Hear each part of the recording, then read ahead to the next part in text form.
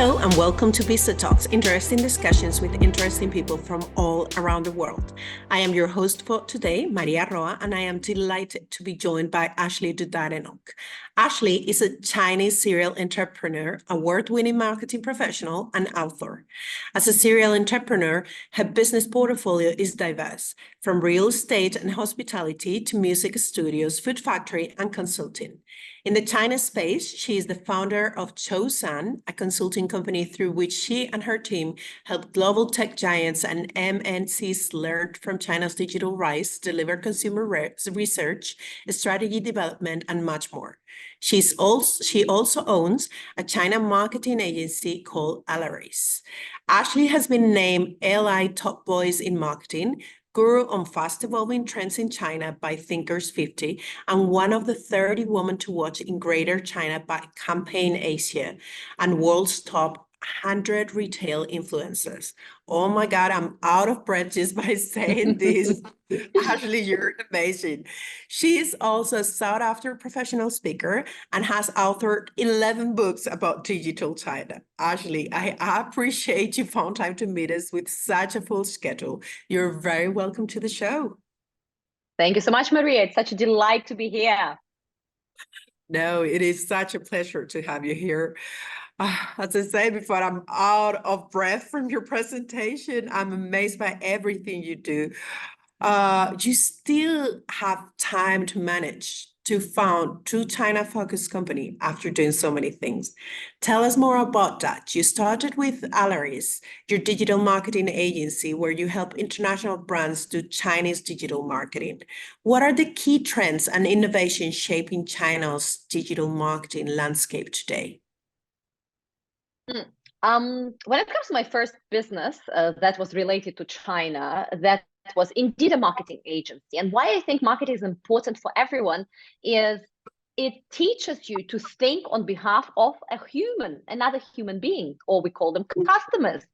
And it helps you create products and services for them. It helps you to develop the customer journey. It helps you to also implement the technology and also understand the sales funnel and ultimately build a relationship with the clients through CRM for them to purchase again.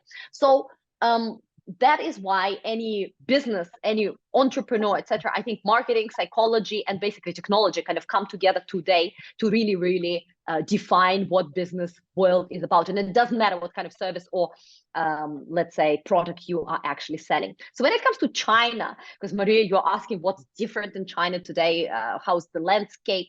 China is a very unique market. So it's a little bit like a Galapagos of the digital marketing, right? There are unique species of digital platforms. There are unique ways consumers behave. So of course it is very fast paced. Of course it is very crowded. Of course it is very misunderstood in the rest of the world. And of course it is very complicated.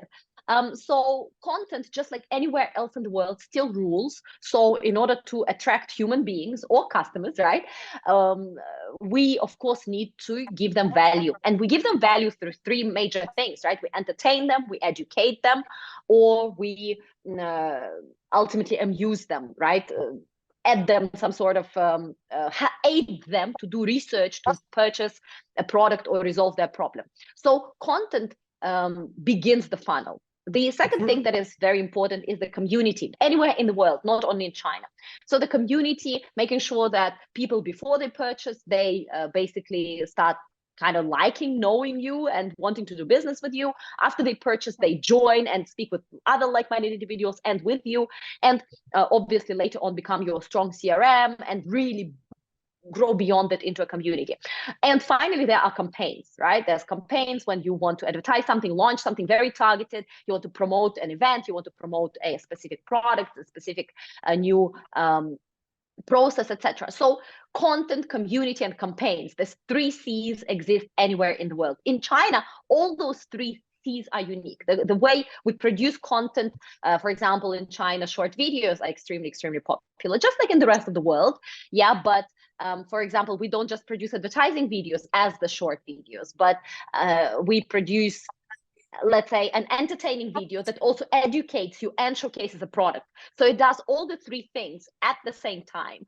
And those kind of videos do go viral. And yes, you put advertising money behind it. And yes, you boost them. But ultimately, the content itself is unique, right? Or for example, we have WeChat, and WeChat has long form articles. And within that long form article, you can code a certain behavior, right? So that the article has some pop-ups, etc. So the content type is not just a post on Facebook with one picture or a video on YouTube with some description, right? It has reactive elements, etc. When it comes to community, in China, community is also quite unique. We do have, again, WeChat groups. We do have a lot of one-to-one interactions, and we do have a lot of places for people to form interest kind of groups and discussions, etc. And when it comes to campaigns, we of course also have let's say live streaming, right, which is very, very big in the country. And I also have some data for you, so depending how interested you are in all that, I can drop in some data when it comes to, for instance, social commerce. Integration between e-commerce and social commerce in China is very, very strong. WeChat, Xiaohongshu, Douyin, all these platforms introduce the functions to transcend beyond just social media. So you basically have experience discovery, you have experience with purchases, and you have experience with kind of CRM all in the same platform. And beyond all that, how is China on top of that different? It is typically a bit more technologically advanced. So all these things, content creation, community building, and campaigns, when it comes to technology, we are also utilizing a lot of the power from tech giants, such giants as Alibaba, or Jingdong and Tencent, or Douyin, which is ByteDance as an ecosystem, etc. Right? So we have AI assistants that we don't need to build ourselves as a brand or as a service provider, but are provided by the platform to help us sell 24/7, right, or to make recommendations. And also we have mini programs within all these big apps that can help us sell or do check-in or do customer service, etc., etc. So that's how China is diverse. I know that I must have confused you, so that's why I loop back and say it once again. China is like a unique Galapagos island with unique animals and unique terrain and ecosystems, but ultimately the laws of nature are the same everywhere. It's just about understanding the landscape, understanding the unique animals, unique behaviors of all elements of that system, and acting on them. And of course, in 2024, just like in the rest of the world, China is becoming even more digital. China is, like the rest of the world, also recovers from the impacts of the pandemic and economic slowdown. So there are some of those impacts as well. Wow, that's super interesting. I'm thinking also about all these campaigns that you're talking about. China's also big in using these well-known faces like influencers, K-pop, K-drama actors and actresses and all this, isn't it? Yeah, of course, absolutely. So when it comes to promoting your content, just like in the rest of the world, you have multiple options. You can promote through advertising, be it digital advertising, personalized campaigns, or be it street banners, but basically all sorts of ads. You can also utilize influencers, or in China we call them KOLs, key opinion leaders, of different caliber. They can be a small, super small KOCs, they can be KOEs, key opinion employees that work in your company and also introduce the products and the inner workings of your industry or the product development cycles, etc. You can also go to Wang Hongs, right? People that are popular because of their lifestyle. You can also go to professional bloggers that actually are experts in their industry, etc., etc. So you can utilize those various channels as well. And of course, beyond all that, when it comes to advertising, you can also collaborate very, very closely with other brands in your industry, or beyond that, with many new consumption brands. So in China, we have new consumption brands, which means a brand was birthed not traditionally as there's a market need and there's a product, and let me kind of try to introduce this product into the market, but they were birthed because somebody like, let's say, Ashley has a community, and the community demands Ashley to create a product. So Ashley, together with the community, comes up with a product, and that product, be it skincare or green tea brand, right, then becomes new consumption brands because it was built in collaboration with audience. It was marketed in collaboration with audience. It was later on sold in collaboration with the audience. The R&D was done in collaboration with audience, etc. And then it typically mushrooms across the country and basically follows a slightly different route. It is typically a D2C, direct to consumer kind of brand, and it has a very, very strong story behind it as well. So when it comes to all that, China is probably also rather advanced. Yeah. Yeah, in your introduction, I mentioned that you have written 11 books, and you did write one on working with bloggers, influencers, and KOLs. These are the key opinion leaders that you were mentioning in China. What are the key insights you hope readers will gain from it? Well, I think it's very important to, first of all, understand in which instances you shall engage key opinion leaders. It is very important to know what types of key opinion leaders are there, right? As I just now introduced, there are smaller KOCs, and they can be launched as an army to create an echo chamber, right? So that wherever you go online, you can actually hear about this product or service. They can also be great R&D department. It's hard to recruit them, but it is rather effective again en masse. There are professionals that will actually do research or product testing and then use their power in the industry to announce your product, just like in the rest of the world. So the purpose to write this book was to introduce what are the similarities and the differences kind of outside of China and inside China, how to utilize the power of KOLs and KOC and KOEs in China on a variety of platforms, because there's also MCNs, multi-channel networks, that operate in this system that represent bloggers. So they are ultimately like blogger agents. Yeah, they're a little bit like guilds, blogger guilds. So you need to understand that there's very, very few private people that are doing large scale blogging and promotion in China. Typically, they belong to one of the MCNs. So you need to understand their inner workings and see how you ultimately collaborate with them and get results, because very often you can get a part of that inflated economy, the bots, the fake followers that will produce absolutely no result whatsoever when, again, working with bloggers, just destroying your budgets. Very, very similar like in the rest of the world as well, of course.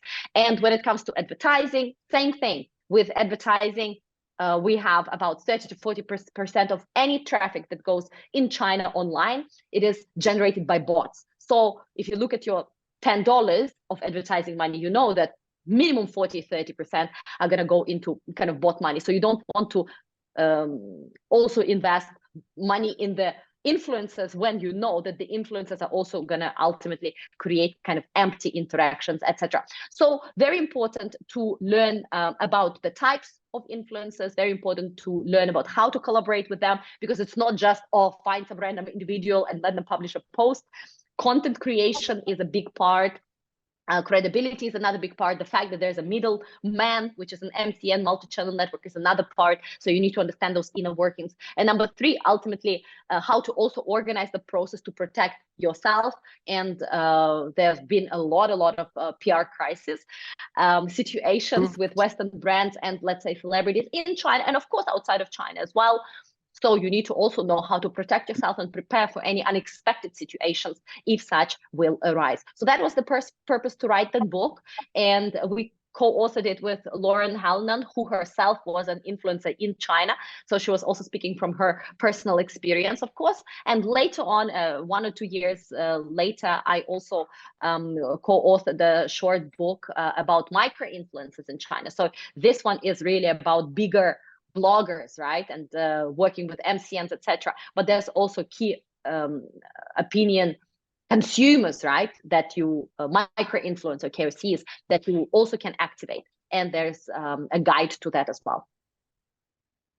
That's great. I would like to also ask you about what are some of the most common misconceptions or myths about China's digital marketing landscape, and how can international business better understand and navigate these nuances?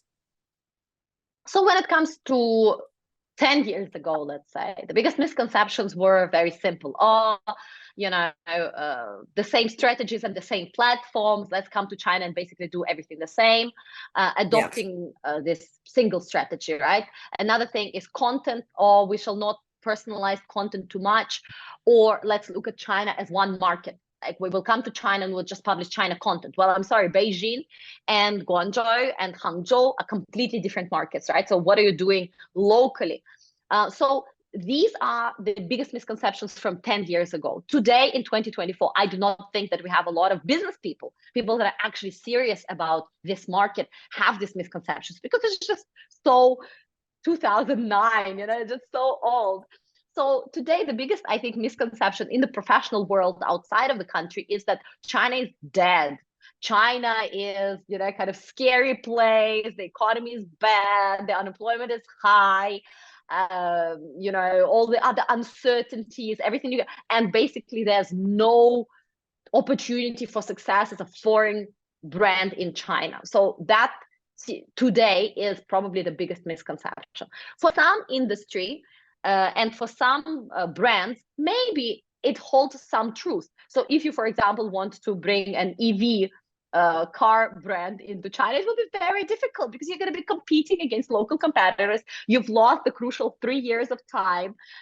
It will be very, very difficult to activate, etc. So maybe the train has departed. Yeah, but in a lot of instances, I believe that you need to come prepared. So if you're serious about China, it is still one of the world's largest markets. When it comes to consumption power, when it comes to the amount of people, when it comes to also demand and desire for international products. Another misconception in the same kind of concept would be, Chinese consumers are not really looking for international products. No, they are. They're not looking for international products. They're looking for the best products.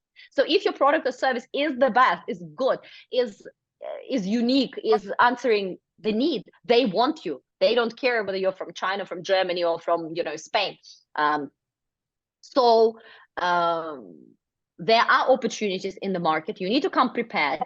It's going to take 18 to 24 months. It's going to be costly and expensive because the whole market is very digital and competition is high. So it's expensive to advertise. It's expensive to stand out. You also will need to have local partners, of course, such as somebody like a TP partner, Taobao partner, who can help you sell, or offline distributors. You will have to have marketing agencies. You will have to have all sorts of consultants and legal. But this is, again, when you enter a new market, Ethiopian market, you also need this baseline of partners, and you also need to do your consumer research. You need to prepare proper strategy. There are opportunities in this market. So I would say, don't be afraid. If you believe that your product is good and there are people that could benefit from it in China en masse, do explore this opportunity. And if you're ready, invest the time and money and the sweat equity, you can do it. That sounds great. You work closely with some Chinese tech giants like Alibaba, ByteDance, PDD, and many others. But what are some of the most successful e-commerce brands in China, and what do you think it sets them apart? So when it comes to e-commerce brands, if you're talking about the e-commerce platforms, then of course, Alibaba's and Jingdong's and Kuaishou's and Pinduoduo's are very, very successful. So all these platforms, there's no surprises there. When it comes to brands themselves, we need to look whether we're talking about domestic competitors or we're talking about international brands present in China. What generally sets successful companies apart, if we talk about platforms, like somebody like Alibaba, Tencent, etc., they have a long haul vision. They approach their business from the 10, 15, 20, 30-year perspective. So they know they're going to succeed. And if they're delayed by a year or faster by a year, they do not get nervous. But at the same time, they move with speed. So talking about, for example, Pinduoduo, right? When they came to rise since 2015, they started growing very, very fast from just a group buying and discounted kind of products collection into a proper e-commerce, wider range e-commerce and categories provider. Or for example, Douyin, how everybody who works in Douyin, doesn't matter if it's TikTok team or Douyin team in mainland China or abroad, they know that every 2, 3, 4 weeks, the strategy, the direction is changing. So it's very, very flexible. You started in the job A, 3 months later, you already done 5 jobs and you're still pivoting. So all that, the speed of implementation is just the name of the game for Chinese, tech companies and tech giants. They try and test and move ahead fast. So if they succeed fast. If they fail, they typically also fail fast. And of course, another thing that kind of sets them apart are the consumers, right? The consumers themselves are very digitally savvy. The Chinese consumers are open to try new things. And the last one is, of course, the market size. So somebody who, let's say in a smaller country, let's imagine Finland or Ireland, if you right now are operating a domestic e-commerce platform, your market size is also your kind of constraint, right? That is why international platforms can dominate there, because they come with a lot of resources. In China, with 1.4 billion people, you are doing quite okay. Also, with this large market that provides you all these opportunities. But yeah, so once again, long haul vision, big picture vision, the speed of implementation, failing fast and succeeding fast, and also the fact that there's a lot of consumers that are digitally savvy and able to generally support you and test and try, and the market size. These are the things that set these companies apart. I love it. Thank you so much for that. But we are almost coming to the end. But before we go, I want to ask you another question. How do you see the future of tech and business models unfolding in China? And what opportunities do you think it will present for international businesses? Well, it's $1 million questions, right? If I had a crystal ball, what is the future of technology and business models in China? I think technology will continue dominating China's agenda as a whole. I believe that business model innovation is something that China is doing best. And today, international companies from around the world, including tech giants and also big multinationals, can learn from China's business model innovation. So that will, in my view, also again continue and expand. And in the next few years, we're going to see more and more China's new consumption brands from a variety of industries also introducing those business models and their products in Southeast Asian markets, in Latin American markets, and basically, kind of around the world. We already see that with, let's say, milk tea brands or hot pot brands, and obviously some electronic brands, etc. So when it comes to learning from China, this is the big opportunity. You can learn as an international business digital transformation, successes and failures.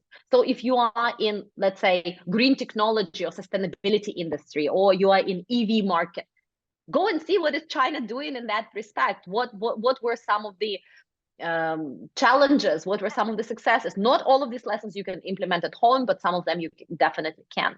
And this can shorten your learning curve. So beyond green technology, there's also e-commerce, there's fintech, there's artificial intelligence, there's big data handling, there's a lot of stuff that you could actually explore. And I think ecosystems and social commerce is one big part, because right now everybody around the world already knows that we need to be social, and commerce is happening everywhere all at once at the same time. So it is omni-channel. In China, we call it the new retail. So it basically becomes very human-centric. We move from consumer centricity to human centricity, right? What does a human experience at this moment? How do we make this human experience best? So social commerce and ecosystems building based on the human experience is also something that the rest of the world can, of course, learn. Apart from all that, entrepreneurship and also some of those leadership models, right? Because China has, as I said, growing and going through such a big digital transformation, was going through a lot of change. So they innovated new business models, innovated new ways of leading people. And already today we have, from hire to new consumption brands being featured in, Harvard Business Review and many other journals as business models and entrepreneurship and leadership ways to, again, learn from and get inspired, and they become also case studies for us to observe. That's amazing. I think it's been a great talk, and our audience has learned so much about China today. But before we go, is there anything else that you would like to share with our audience today? I just want to thank everyone and encourage you to explore, right? What is it China and the world can do for each other? And if you think this is the market that is worth investing in, exploring, do so, despite the general feeling that 2024 might not be the year for expansion. Whenever there is a slower economy or some industries are in crisis, there's always an opportunity to expand. So look beyond paranoia, have a long-term view, definitely choose the right partners, and ultimately have fun with it. The most important thing, also remember that the business that we're doing, no matter what kind of business you are in, it's all about humans. So it's not just about customer centricity, it is really about human centricity. And this is the message with which I want to leave you. In China today, we are moving very, very strongly when it comes to implementation of technology, development of products or processes. We're moving very, very strongly towards the understanding of the human psychology, the human processes, the human ways to do business. And I hope that this inspiration will also help you to do your business in a more human way, and that it will bring better experience to the end customer, and of course, a better experience for you as a business. Go get them. That's great. It was amazing having you, Ashley. Well, that's the end of today's show with Ashley Dudarenok. Please make sure to tune in again to see or to listen to the next VistaTalks show, where we will be discussing more interesting topics with interesting people from all around the world. Thank you, Ashley.